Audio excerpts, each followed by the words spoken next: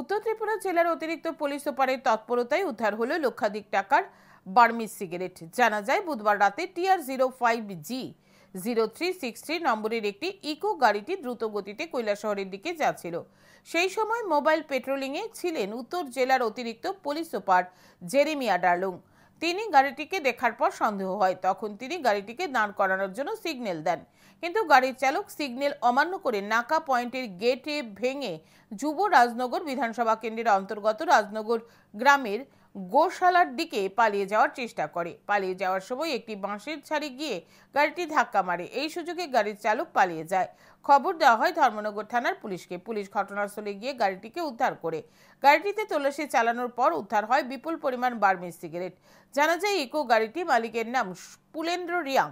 গাড়িটি দুর্ঘটনার পর MZ01P6718 নম্বরের অপর একটি ছোট গাড়ি ঘটনাস্থলে আসে। সেই গাড়ি থেকে দুই যুবক নামে।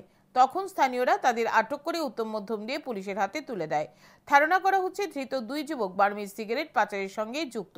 পরবর্তী সময়ে গাড়ি সহ ধৃত দুই যুবককেও ধর্মনগর থানায় নিয়ে যাওয়া হয়। ধৃত দুই যুবকের নাম মনিন্দ্র রিয়াং ও নূর আলম।